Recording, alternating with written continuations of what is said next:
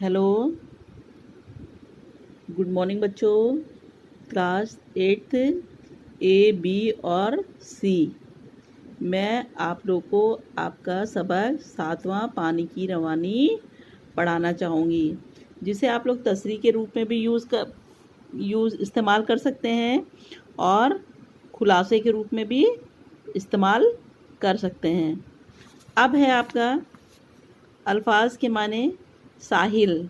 साहिल का मतलब किनारा, पहम का मतलब लगातार, बुलंदी का मतलब ऊंचाई, सादाब का मतलब हरा भरा, हबाबों का मतलब बुलबुले। अब इसे आप लोग चाहे तशरीह के रूप में इस्तेमाल कर लें और चाहे खुलासे के रूप में इस्तेमाल कर लें। गर्ज देखिए, अब ये पानी चला, उछलता हुआ और उबलता हुआ, अकड़ता हुआ और मचलता हुआ, रवानी में एक शोर करता हुआ, रुकावट में एक रोज़ करता हुआ, पहाड़ों की जोजन से ज़मीन के साम ये है कर रहा है हर तरफ अपना काम। पहाड़ों पे सर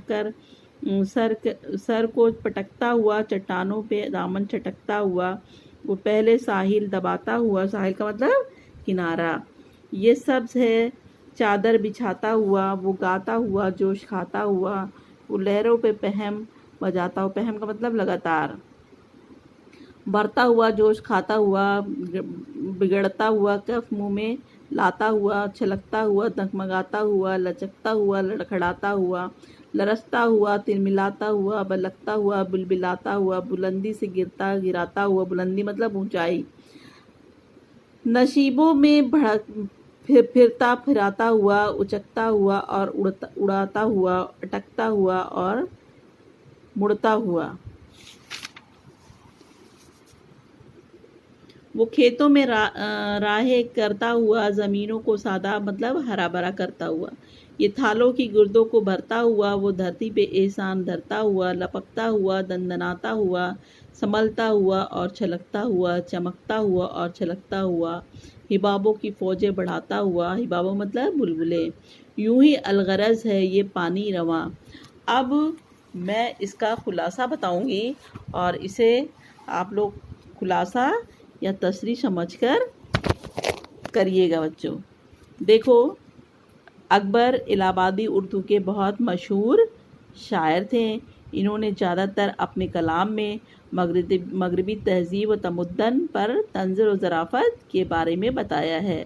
अकबर ने गज़लें और बहुत सी नज़में लिखी हैं जो बहुत मशहूर हुई हैं। पानी की रवानी नज़्म भी अकबर इलाहाबादी ने लिखी है। इस नज़्म में इन्होंने बहते हुए पानी के मंजर के बारे में बयान किया है। यानी ये आपकी तशरीह भी है और आपका खुलासा भी है।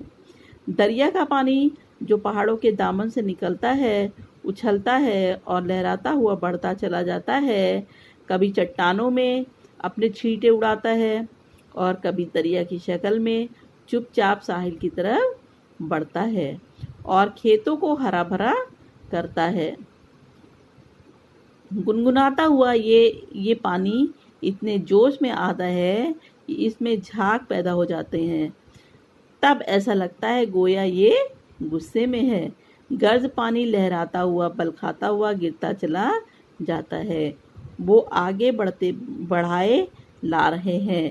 इस तरह लगता है कि ये इसकी फौज है जिसे वो आगे मिला रहा है। इस तरह रात दिन बहता रहता है। तो बच्चों, इसे आप तशरीह के रूप में भी इस्तेमाल कर सकते हैं और खुलासे के रूप में भी इस्तेमाल कर सकते हैं और इसे आप अपनी कॉपी पर लिख लीजिएगा बच्चों। अच्छा।